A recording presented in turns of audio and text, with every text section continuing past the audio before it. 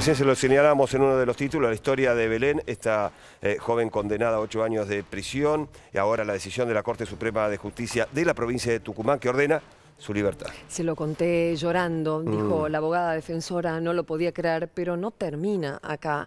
Y afortunadamente tantos organismos de derechos humanos que están detrás del asunto en una mujer completamente vulnerable, ¿no? Es Mariela Belsky, directora ejecutiva de Amnistía Internacional Argentina. Un gustazo. Un gusto para mí, gracias por invitarme. ¿Cómo sigue ahora? Porque está la liberación, esperas desde su casa una resolución, pero ustedes están pidiendo algo más, de fondo. Sí, en realidad, digamos, Belén tenía dos causas. Una causa que tenía que ver con su prisión preventiva. Esto es lo que le dan los jueces, digamos, los jueces de corte le ordenan a la Cámara es liberarla en términos de su prisión preventiva, pero ella sigue condenada a 8 años de prisión en la causa principal. Quiere decir que no se resuelve el fondo de la cuestión. Entonces, tanto desde Amnistía Internacional como su abogada Soledad Esa, la Asociación Católica por el Derecho a Decidir y la Mesa por la Libertad de Belén y todas las organizaciones que vienen militando y trabajando detrás de esta causa, obviamente estamos muy felices de que Belén vuelva a su casa, pero seguimos insistiendo con que esa sentencia que está llena de irregularidades tiene que anularse.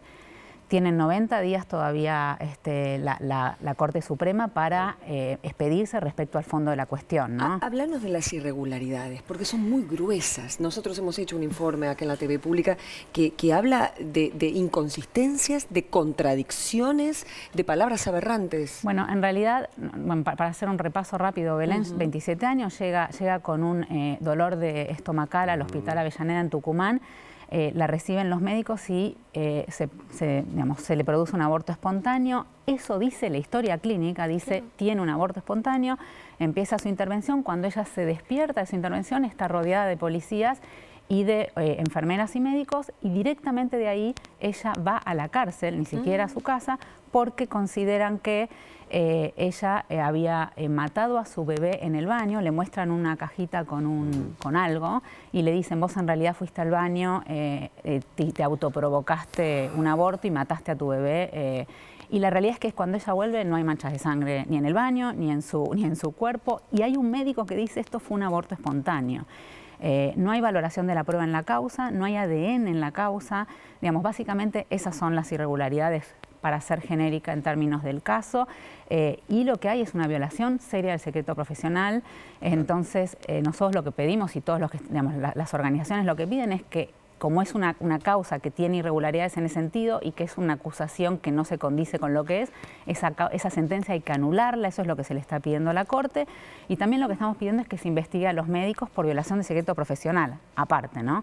Que es un tema que se habla poco, pero que es sumamente relevante. Hay que hacer una investigación aparte respecto de los médicos que participaron, de los médicos que la denunciaron. Porque hay un grupo de médicos que fueron los que denunciaron dentro del hospital. Exactamente. Y también hay una responsabilidad de los jueces que actuaron en primera instancia y en segunda instancia respecto a este caso también. Incluso durante esta semana hubo entrevistas a los jueces de Cámara donde incluso revelan su nombre, violando el derecho a la privacidad de Belén, y otra vez, digamos, criminalizándola y exponiéndola, ¿no? A ver, yo recién pensaba, ¿no? La lucha de Amnistía, de tantas ONG, de tanta gente que se ha pronunciado a favor de Belén y contando la verdadera historia, qué fue lo que sucedió. Si esto no hubiese pasado, hoy Belén seguía presa, seguramente condenada y cumpliendo estos 8 años de prisión y acusándola prácticamente de asesina. Digo, a ver, si no hubiese sucedido esto, hoy, bueno, no estaríamos hablando de Belén, sería un caso más en la República Argentina. Y yo me preguntaba recién, ¿cuántas Belén habrá lamentablemente en el país? En el caso de Belén, bueno, por suerte estamos hablando del tema, es usted doctora, estamos con el informe, estamos con los datos, es uno de nuestros títulos. Digo, pero ¿cuántas Belén habrá en nuestro país, no? Muy interesante tu punto de vista. Por supuesto que la visibilización de este caso, tanto de las organizaciones, de la marcha del otro día, de nuestro aporte como organización internacional, que juntamos 120.000 firmas alrededor del mundo y que le llegaron al ministro fiscal y a todas las autoridades de Tucumán. Hicimos una misión desde Amnistía Internacional a Tucumán, y esto lo quiero decir, tuvimos una reunión con la ministra de Salud de Tucumán que se comprometió a realizar un protocolo de atención de abortos legales para estos casos. Entonces vamos a estar mirando y vamos a estar siguiendo esto. Hay muchos casos en Argentina, tal cual como vos decías, nosotros tenemos relevado otros casos, este tomó mucha visibilidad. Este caso también llegó al Comité de Derechos Humanos cuando Argentina tuvo que, hace poco tiempo, defender la situación de Argentina en materia de derechos humanos ante el Comité.